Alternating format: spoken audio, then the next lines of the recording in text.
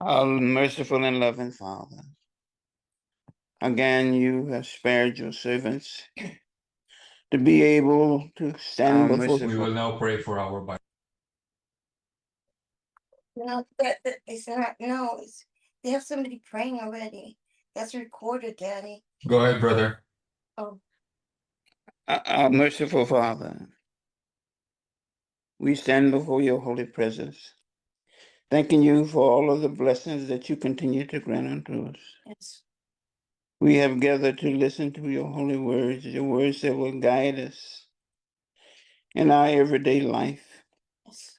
so that we may be able to receive that salvation that you promise unto your servants. Amen. Father, as we listen to your holy words this evening, Yes. please be with your children.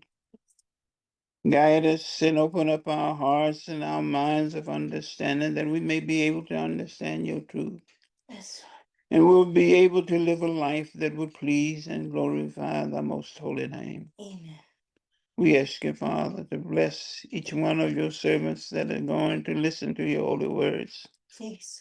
Those that are listening for the first time, we ask you, Father, to please open up their hearts and their minds so that they may be able to understand your truth. Yes. And all of us together will be able to walk righteously before you, serving and glorifying the most holy name. Amen. We ask you, Father, to please bless your servant who will teach your words. Guide him with your Holy Spirit so that he may be able to teach your word with clarity. Well, all of your children will be able to go on fulfilling their obligations and serving the most holy name. Amen. Bless those of your children that are being persecuted. Yes. We ask you, Father, to give them the faith that they need, that they may be able to withstand any persecution that come their way and continue on serving the most holy name. Amen. We do believe, our Father, that you will be with us throughout our Bible study. You will guide us in our understanding so that we may be able to truly live a life that will please thy most holy name. Amen. We truly believe, Father, that you've heard our prayer Yes. and that you will continue to guide us because we ask all of these things in the name of thy Son, Jesus. Amen. Amen.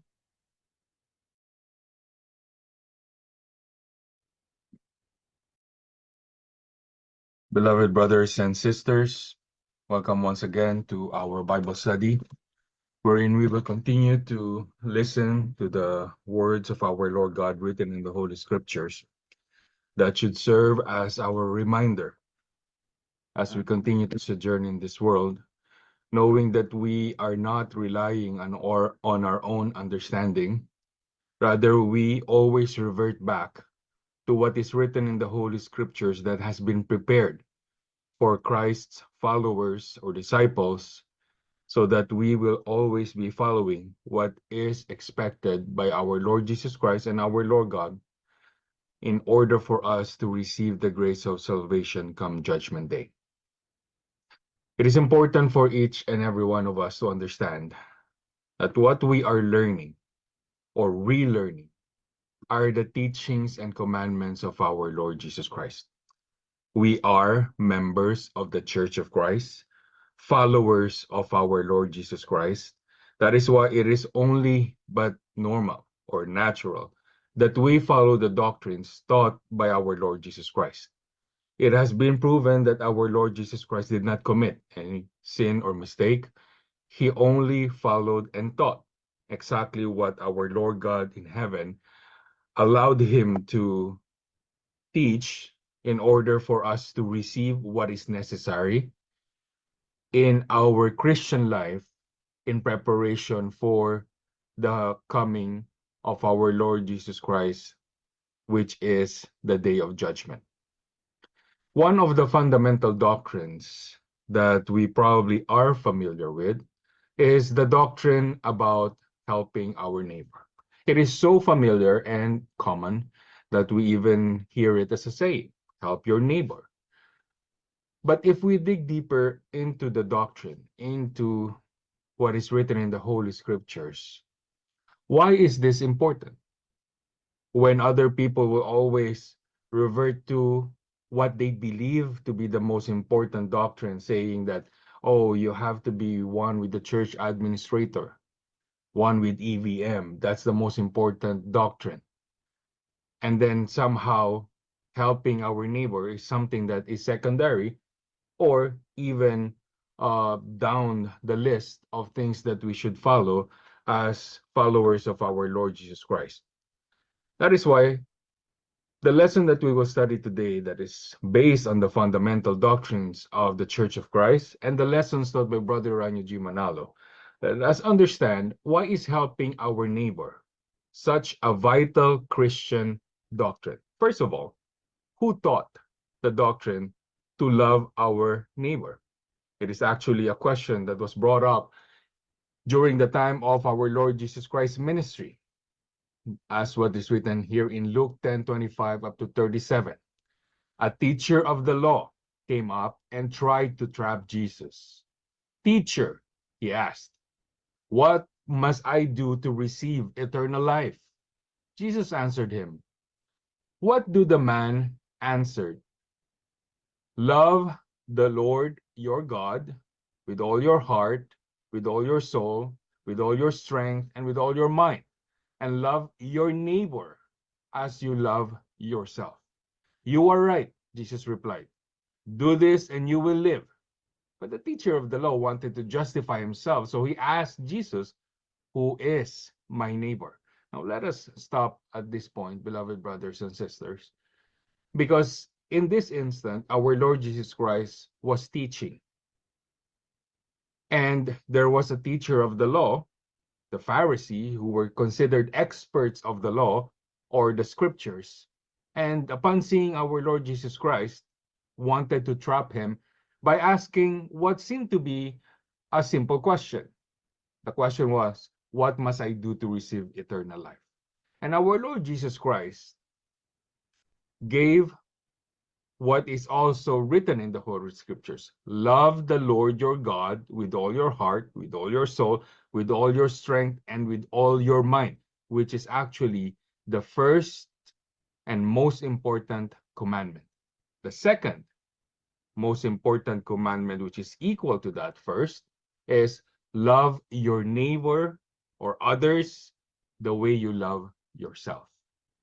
So here, our Lord Jesus Christ was also emphasizing what is already known, even to the teacher of the law, the Pharisee, because it was in the Holy Scriptures. Now, the question that the Pharisee came back with was, who is my neighbor? Now, how did our Lord Jesus Christ answer this? Because it is so ironic that people today, preachers today, teachers today, seem to want to teach things that are from the Holy Scriptures and make it more complicated than it actually should be. But our Lord Jesus Christ, in every time that he would teach, he would simplify things. He would actually make it easier for anybody, even the common man, to understand what is truly important to our Lord God as the doctrines that we should follow. Let us continue reading in the conversation between the Pharisee and our Lord Jesus Christ. Remember the question, who is my neighbor? The neighbor that we should help or love the way we love ourselves. Jesus answered, there was once a man who was going down from Jerusalem to Jericho when robbers attacked him, stripped him, and beat him up, leaving him half dead. It so happened that a priest was going down that road. But when he saw the man, he walked on by on the other side. In the same way, a Levite also came there, went over and looked at the man, and then walked on by on the other side. Okay, let's stop again. Our Lord Jesus Christ, instead of answering him directly, told a story. And in this story, there was once a man going down from Jerusalem to Jericho. What happened to him? He was attacked. He was stripped. He was beat up. And he was almost dead. Now, coincidentally, while he was left by the side of the road, left to die, it would have been his good luck when there was a priest, a man of God, a preacher of the words of God that happened to go down that road. But as we would expect the priest to help him, especially that he is the one teaching others about the words of our Lord God, about helping those who are in need, what happened during the time that the priest saw the man half dead? When he saw him, he just walked on by on the other side, completely ignoring him and even avoiding the man who needed help at that time. Well, as luck would say it, probably this time when another man came by who was a Levite, also a man of God, it would have been his luck that somebody would have saved them. But unfortunately, even this Levite who revered our Lord God, who preached the words of our Lord God, yet when he saw the man half dead, went over, looked at the man, which is probably more than what the other one did, but unfortunately walked on by the other side, meaning these two people who should be the one helping the person who was in need are actually the ones who did the opposite. They did not actually do what they were preaching. They left the man half dead, did not help him at all, and just ignored him like he didn't exist, or he wasn't there, or he didn't need any help. Let's continue reading. But a Samaritan who was traveling that way upon the man, and when he saw him, his heart was filled with pity. He went over to him, poured oil and wine on his wounds, and bandaged them. Then he put the man on his own animal and took him in an inn, where he took care of him. The next day he took out 2 silver coins and gave them to the innkeeper. Take care of him, he told the innkeeper. And when I come back this way, I will pay you whatever else you spend on him. Now, this was a Samaritan. Probably one would think that our Lord Jesus Christ in his story was just pointing out that there was a priest, there was a Levite, and there was a Samaritan. And this Samaritan probably is one of those people who are genuinely very kind, and they are very faithful, and they revered our Lord God. Because in this story, the Samaritan, when he saw the man, he was filled with pity. He went over and helped him. He bandaged him. He took him to the inn. He did more than what we would thought anybody would do.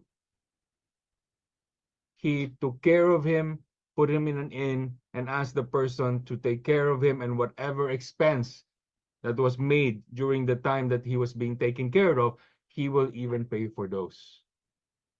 Now, let's continue reading.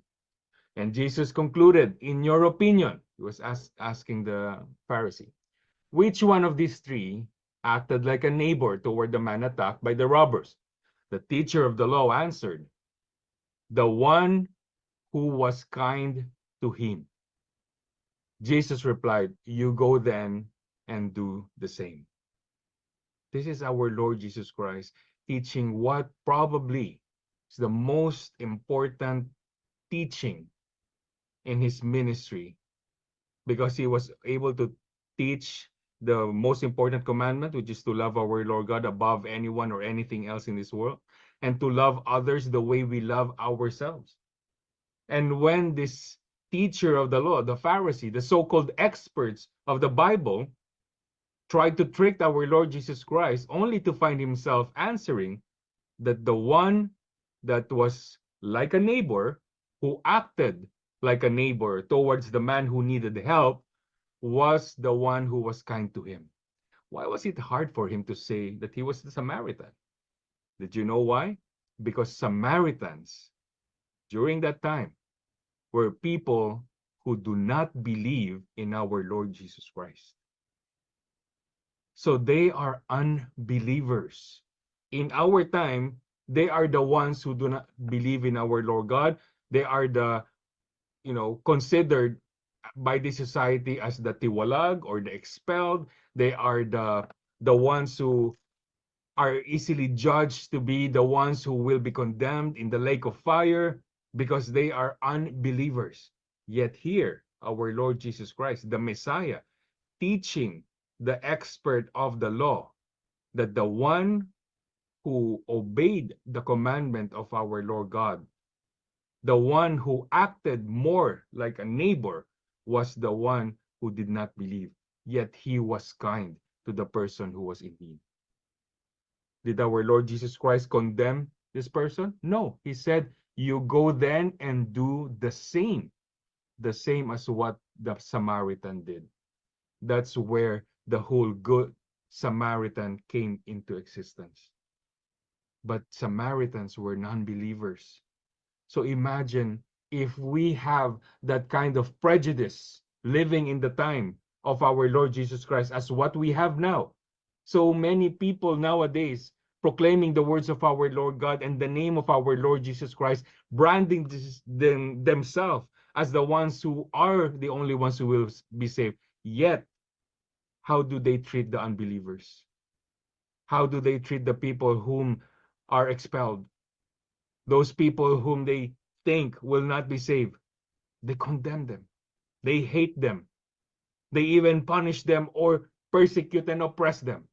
Yet our Lord Jesus Christ said, you go and do the same, to be kind to those who are in need.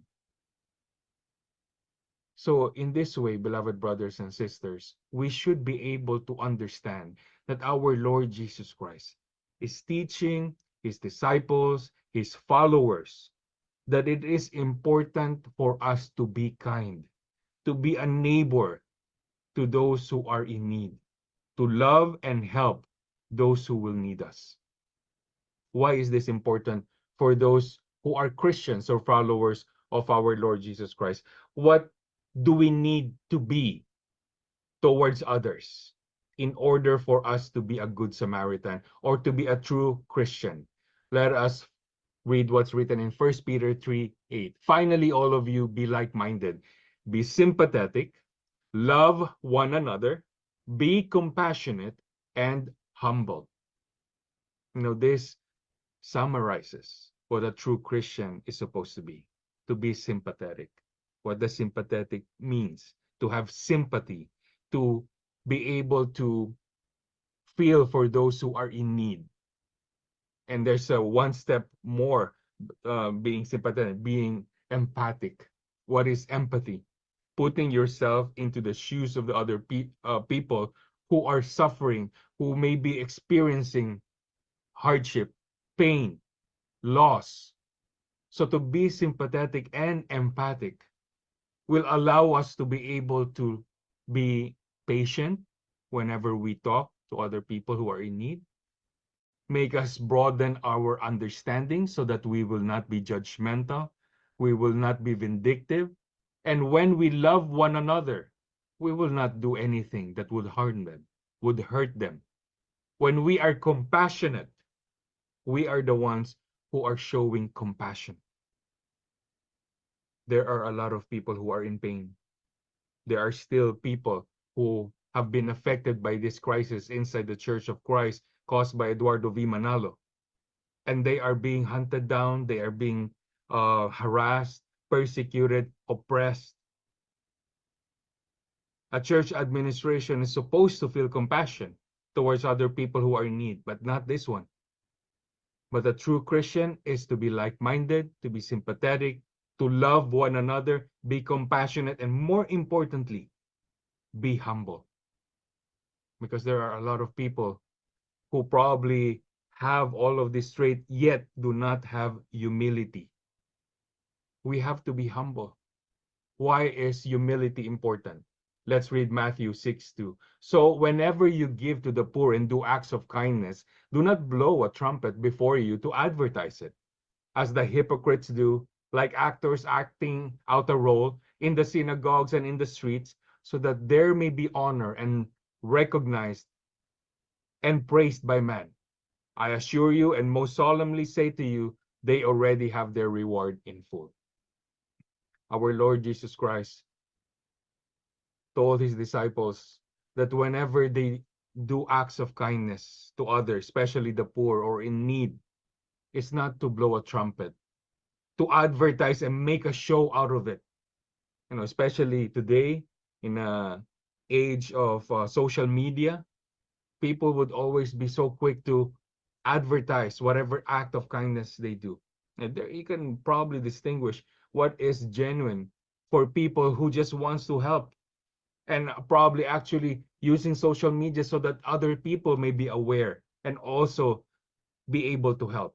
But there are those who would use it as a promotion for them to advertise that this is what they're doing, that they are holier than others because they want to be honored, they want to be recognized, they want to be praised. That is so superficial. Our Lord Jesus Christ walked the streets, taught to the poor, those who are sinners. He did not advertise it, he did not make a show out of it, because what he was doing was the ministry that our Lord God commanded, to preach the words of our Lord God, not to gain popularity, not to amass riches or wealth, influence, and power. That's what happened to those who organized their faith into something that would be exploited. That's where corruption came in. And our Lord Jesus Christ said, those people who would do this for praise and honor and for recognition, they already have their full reward, which is not the blessing that they are asking for, but a curse from our Lord God. So how is it if there are those who are preachers of the words of our Lord God, brands the name of our Lord Jesus Christ into their religion or their faith, yet they also help those who are in need, but also suppress, oppress, and persecute those whom they consider as their enemies? Can that go hand in hand? Would that negate the evil that they are doing by doing acts of kindness to those who are in need? Let's read Proverbs chapter 14 and the verses 21 and 31. It is a sin to despise one's neighbor, but blessed is the one who is kind to the needy. Whoever oppresses the poor shows contempt for the maker, but whoever is kind to the needy honors God. So there are those who are blessed, and they are the ones who are kind to the needy, to help and love those who are in need. But whoever oppresses the poor show contempt for the maker or our Lord God. So if you show contempt to our Lord God, what does that make you? The enemy of our Lord God. But if we are kind, compassionate, and helpful to those who are in need, we are honoring God. So let's not do one act of kindness and then one act of evil like others are doing. Let us continue to do what is good in the sight of our Lord God. What is the situation today that it should remind each and every one of us why we should be good to our neighbors and help those who are in need the way we would love and help ourselves? Let's read Isaiah 59:14 up to 16. Our courts oppose the righteous, and justice is nowhere to be found. Truth stumbles in the streets, and honesty has been outlawed. Yes, truth is gone, and anyone who renounces evil is attacked. The Lord looked and was displeased to find that there was no justice. He was amazed to see that no one intervened to help the oppressed. So he himself stepped in to save them with his strong arm, and his justice sustained him. Beloved brothers and sisters, in our day and age, the courts are corrupt. Those who are in power holds the law, so they are using it to oppress the righteous, those who are being persecuted. There is no justice. Just take, for example, Brother Angel and his companions who have been in jail until now. Their cases are not moving because it's being blocked, it's being delayed. They're doing all legal dirty tactics just to keep Brother Angel in jail for a crime they did not commit. And it's been more than 8 years. They are being suppressed, they are being oppressed. Our Lord God see all of this. And he is displeased that there was no justice. There's no one who are helping the oppressed. The ones who are supposed to help the people in need are the ones who are agents of persecution and oppression. That's why we are being used as instruments by our Lord God, so that we may be able to extend the help that they need. Not only Brother Angel, those who are still in hiding, those who are still being persecuted and oppressed, severely affected by what a powerful and vindictive organization is constantly doing to anyone whom they consider to question them or consider them as their enemies. That's why even during the time that many people were helping, all those who tried to help were also targeted. That's why we started the Help the Oppressed Foundation. This way, we can be able to protect not only the ones who needed help, but also the ones who are helping those who are in need. To be able to protect them through a foundation so that they are not known. That's why there are a lot of people who extend help to those who are in need. And everything that are being collected just goes to the justice procedures, the law firm that is handling the cases, and those who are still in hiding that needs protection, those who are still in need. All of these things are being channeled so that they may be able to live a life even though they are still under oppression. And that is why we, as a neighbor who needs to be kind to those who are in need, to be able to help them in whatever capacity we can. And this is our Christian duty. Now, who is that neighbor that we should help? Is it just anyone who would say that I need help? Can you also help me? Can you send me money? Can you do this for me? They may use the help your neighbor card just to be able to get support or whatever they want. Let us read the last verse here in 2 Thessalonians chapter 3, 10 up to 13. For even while we were with you, we used to give you this order. If anyone is not willing to work, then he is not to eat either. Indeed, we hear that some among you are leading an undisciplined and inappropriate life, doing no work at all, but acting like busybodies, meddling in other people's business. Now, such people we command and exhort in the Lord Jesus Christ to settle down and work quietly and earn their own food and other necessities, supporting themselves instead of depending on the hospitality of others. And as for the rest of you, believers, do not grow tired or lose heart in doing good, but continue doing what is right without weakening. We should not help those who are just lazy, who wants to be dependent on other people's help and their hospitality. They have become parasites.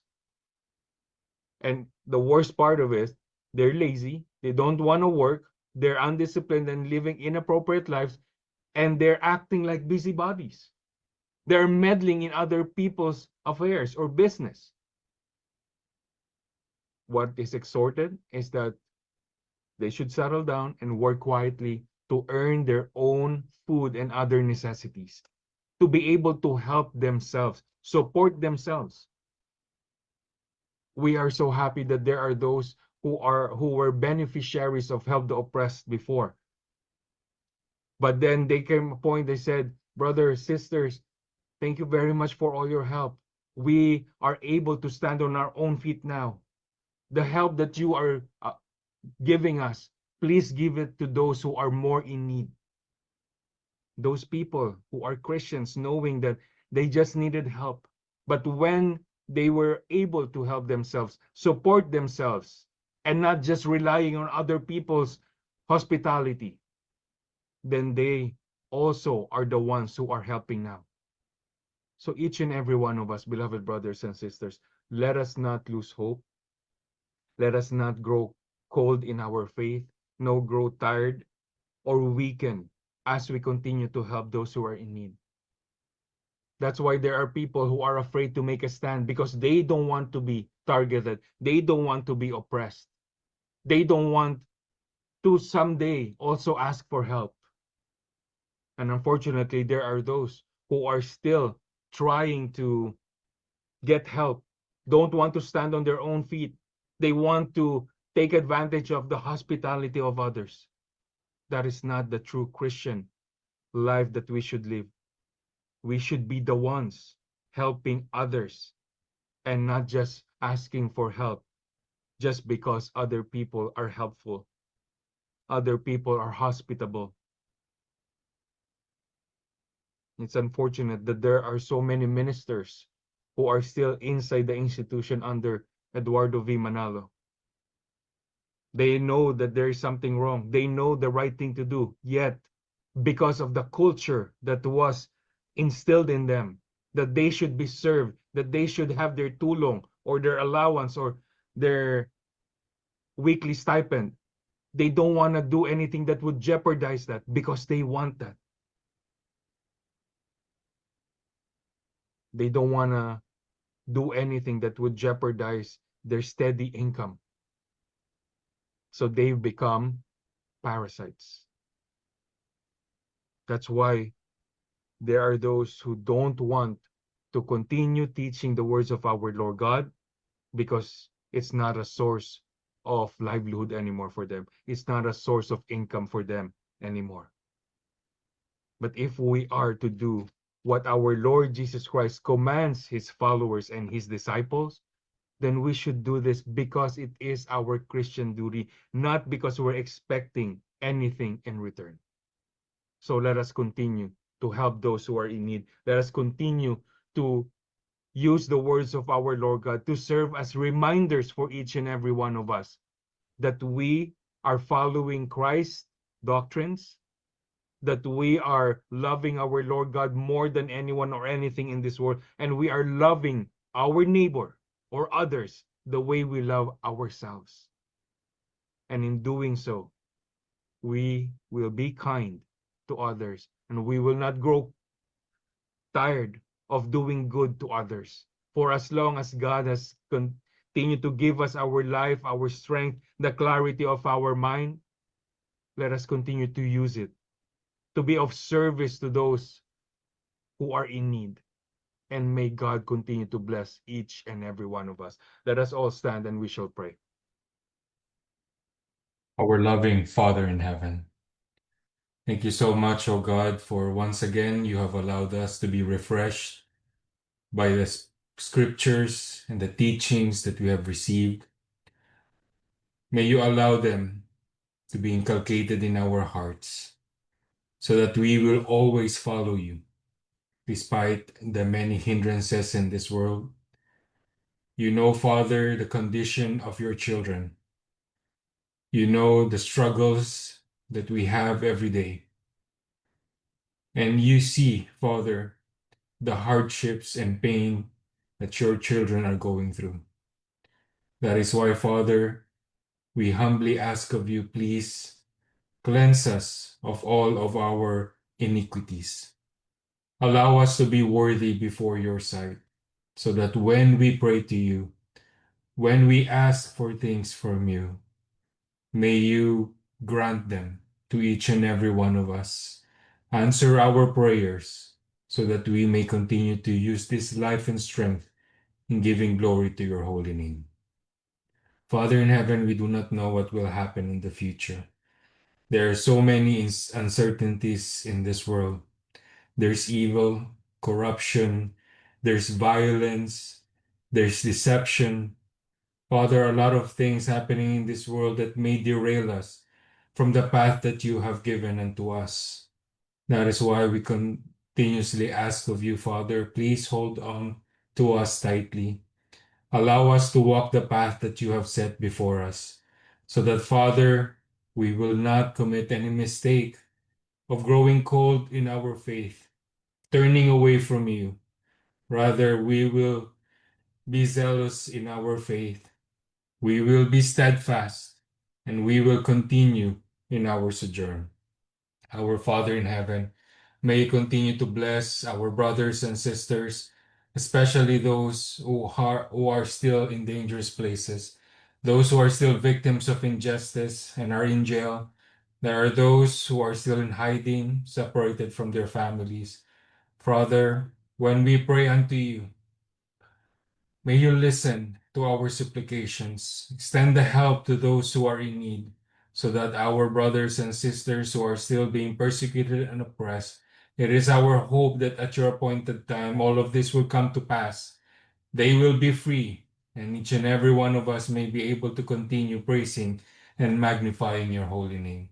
It is our fervent hope, Father, that you will continue to bless us, your children, wherever they may be in this world. Even though we are separated miles away, we know that we are all united in our desire to continue worshiping and praising your holy name. It is our fervent hope that you have accepted our prayers, our Bible study. You will continue to bless each and every one of us, heal those who are sick, and especially give the resolution to those who may have problems in life, those who are struggling. Bless each and every one of us, Father, so that we may be able to have all of these blessings that we will use in giving glory to your holy name. We humbly ask all of this, Father, in the name of our Lord Christ Jesus. Amen.